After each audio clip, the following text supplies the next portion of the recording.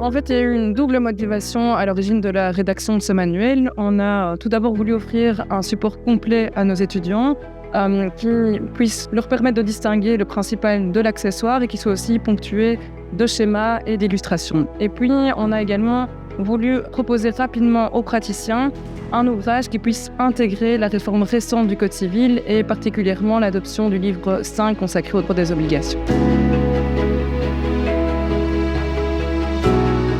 Nous avons dans l'ouvrage intégré l'ensemble des dispositions du livre 5, mais sachant que le livre 5 va cohabiter encore pendant de nombreuses années avec le Code Napoléon et donc que les enseignements vont rester d'application, nous avons souhaité aussi maintenir dans le manuel les développements du Code Napoléon. Et pour bien faire la distinction, nous avons utilisé le pictogramme du parchemin qui permet de bien séparer l'ancien et le nouveau Code civil.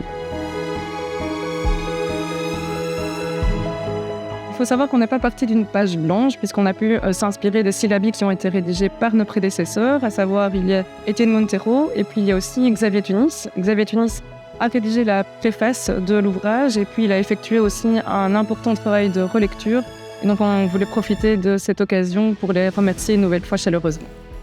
Et en fait, au départ, on a rédigé un premier syllabus qui intégrait la totalité de la réforme en utilisant toute une série de pictogrammes. Ça, c'était pour l'année académique 2022-2023. Et puis, on a souhaité remettre l'ouvrage sur le métier, travailler d'arrache-pied pour permettre aux étudiants, dès le 1er février 2024, d'avoir un nouveau support de cours sous la forme du manuel.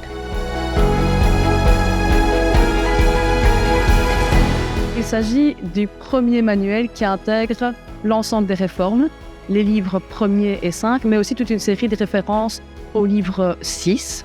Il s'agit également d'un manuel d'un genre nouveau, avec une présentation qui se veut résolument didactique, toute une série d'exemples de clauses, d'illustrations jurisprudentielles, de tableaux, de petites synthèses qui permettent de rendre une matière très complexe beaucoup plus aisée à comprendre.